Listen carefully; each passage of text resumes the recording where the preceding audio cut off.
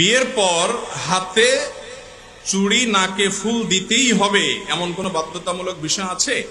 না, এমন কোনো বাধ্যতামূলক বিষয় নাই যে মেয়েরা বিয়ের পরে হাতে চুড়ি পরতেই হবে, নাকে আপনার ফুল দিতেই হবে, এমন কোনো বাধ্যবাধকতা নাই।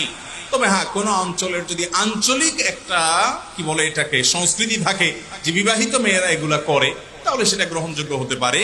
এবং সেটা তো আর হালাল হারামের বিষয় না, জায়েজ না জায়েজের বিষয়, এটা আঞ্চলিক বিষয় হতে পারে যে এই অঞ্চলে বিবাহিত মেয়েরা এরকম করে আর অবিবাহিত মেয়েরা এরকম করে না, এরকম কোনো আঞ্চলিক বিশেষ কোনো আইডেন্টিফিকেশন থাকতে পারে বা পার্থক্য থাকতে পারে।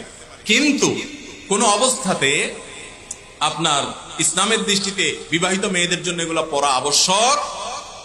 অনেক এলাকায় একটা কথা প্রচলিত আছে, সেটা হলো বিবাহিত মেয়েরা যদি নাকফুল খুলে ফেলে তাহলে স্বামীর কপালে দুর্গতি আছে, স্বামীর কোনো বিপদ হয়, স্বামী মারা যায়, এরকম কথা অনেক জায়গায় আছে না?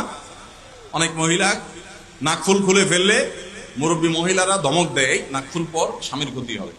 আমি বলি ভাই, এটা যে একটা ভিত্তিহীন কথা। এটা প্রমাণ হলো যে যদি এটা সত্য হতো তাহলে জামাই বউ ঝগড়া লাগলে, স্বামী স্ত্রীর মধ্যে ঝগড়া লাগলে, স্বামী স্ত্রীর মধ্যে ঝগড়া লাগলে স্ত্রী নাকফুলটা খুলে বসতে, চান্দু এবার তোমার সোজা করে ফেলা, ঠিক না?